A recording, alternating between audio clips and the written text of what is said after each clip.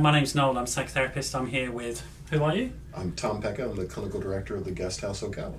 Okay, and Ocala is where? Just so people in London know. Ocala is in Florida. It's about an hour and a half above Orlando. So close enough to Disney to know it's there, but not close enough to go every day. Okay, and I've been here before, and the grounds here are absolutely amazing. I mean, it's sort of a very healing environment, actually, this place. Yeah, we have a saying that the property does 50% of the healing for us. It's being in a safe place, and we work with a lot of trauma survivors, so feeling that sense of safety is truly important.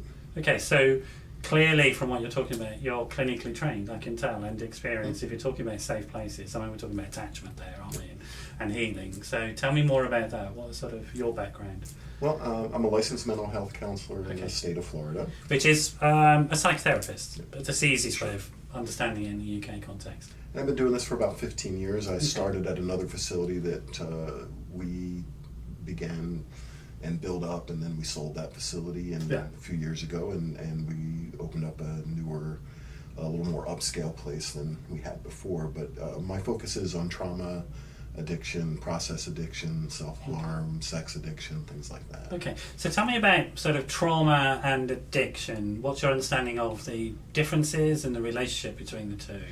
Well, I mean, personally, I believe that they're very interrelated. One of my mentors is Dr. Carnes. Okay. He says that trauma is, or addiction is a coping mechanism for trauma, period. Right. It doesn't always appear, because the trauma may be an attachment trauma, maybe a relational trauma. Yeah. So or an intergenerational trauma as well, I guess. Absolutely. So it could have been a trauma of several generations. So I've heard the idea that addiction is a survival mechanism for intergenerational trauma. The other option is suicidal despair and death. So addiction makes more sense in the species level. Absolutely, and I agree totally with that. And there is intergenerational trauma. It's attachment trauma. It's, you know, I mean, if you have a parent who is... Just want to stop just for a second, because us two will go off on one. This is probably true. Because both of us are clinicians who sort of love this stuff. But attachment trauma, what does that mean? Attachment is sort of early patterns of relating that happen when you're very young, really, and they can become the patterns that define how you relate to other people growing up in life, or you can come to know about those patterns and make decisions to change them. So that's what we're talking about there, sort of that, getting that insight into that, and giving people the power to make decisions about how to change themselves. And even to put it on a more simple level, just imagine that you have a mother or a father who is a survivor of trauma. They may never tell you about it, they may just be dealing with it. But one of the things that a parent's main job to do for a child is to let them know what is dangerous and what is not dangerous in the world. Now, they don't do this, I mean, sometimes they don't put your finger in the electric socket. That's an obvious one of danger. But the way that a child picks that up most of the time is they're watching cues from the parent. So if the parent's survivor of trauma and they have some anxiety issues, or they have some feeling of being not safe in the world, they're communicating to their child without ever saying a word. And remember this, that 75% of communication is nonverbal. It's not what we say. At least 75% is situational cues. It's body language, it's history, it's culture, it's all that sort of stuff. And it's also the messages you're getting from the wider culture as well. So that's really what you're talking about, isn't it? So some people grow up and they don't understand why they might have anxiety around some social anxiety or other things. The truth is, for a lot of folks, it was just communicated to them non-verbally since they were babes that this is not safe. And there's increasing evidence as well that it's genetically encoded in a bit of our brain called the amygdala, and it's just passed down. It's what some therapists call unknown knowledge, that it's imprinted into us. And it could have been a great-grandparent, for example. Like if you think about some of the issues that we're dealing with here, maybe sexual trauma, maybe addiction, maybe sort of things that have been involved that are very shameful events in people's lives. Obviously they're not going to talk about them, but they're there. And they get communicated, and that's what you deal with, I guess. Well, we're dealing with maybe some issues of trauma that are more obvious in the client that's here, but we're digging underneath and we're finding that oftentimes there's generational trauma, and there's family trauma, and there's one of the most, I had a client just a little while ago who had been through treatment a few other times, and she's trying to figure out why she's acting out in certain ways. And she can remember no sexual abuse. And I started to talk to her about her family history, and I started talking to her about medical history. And she had a bladder surgery when she was very little. That created a lot of the issues. And been through treatment, been in psychotherapy her entire life. No one had ever thought to look there. Yeah.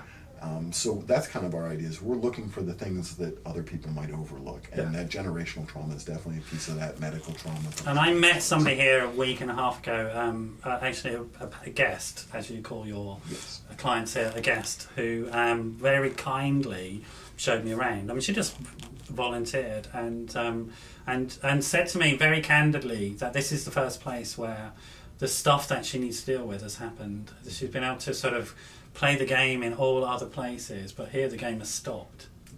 And it was clear just from how we were talking that she had got it, and that she wanted it. More than that, she wanted it.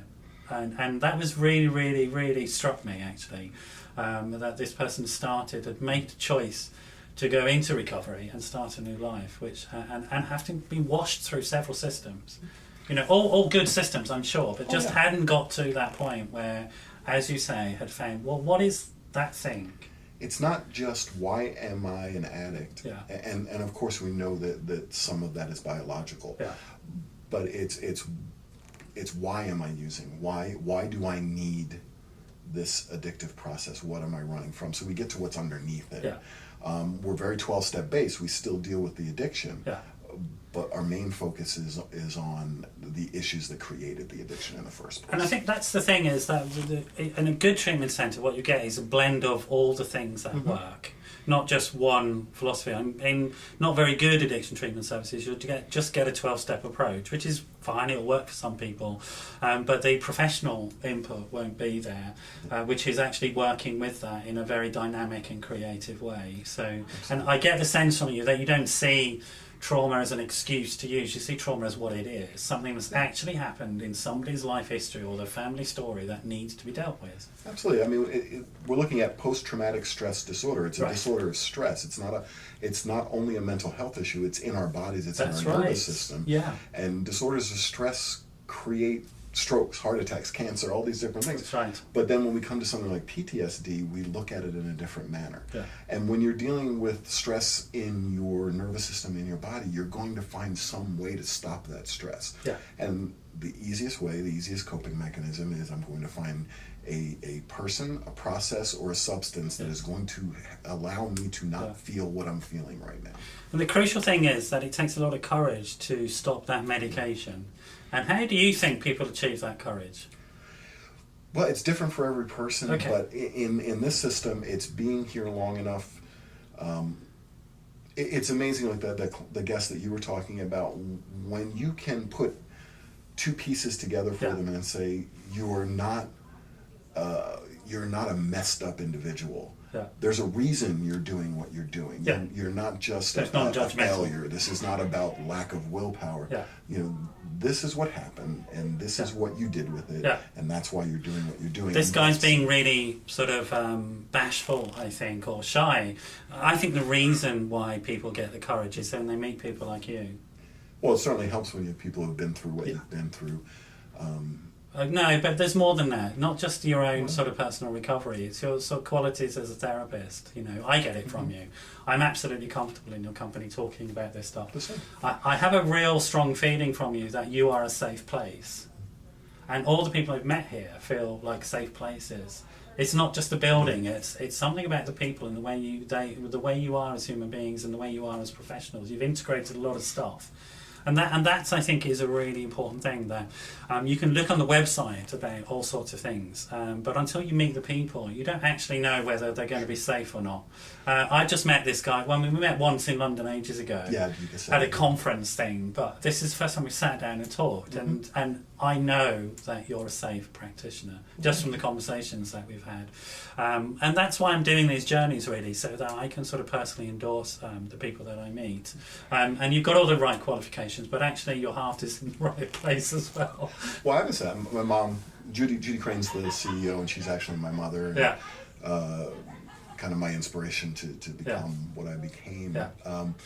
But she says I've been a therapist since I was 3 years old. So I'm an adult child of an alcoholic, and I had to learn those skills. That's right. I sometimes say to people, they say, why did you become a therapist? No, I say, I had no choice.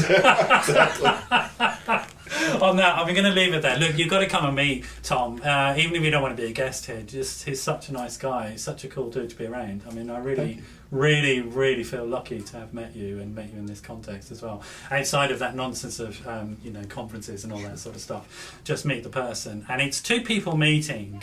I think, which is really crucial in beginning that journey in recovery. I think when you meet somebody genuinely from one heart to another, then you develop the ability to sort of take that risk of doing something differently in your life. And with people like this around, I think you're going to take that risk. It's more chance that you're going to take that risk here than other places.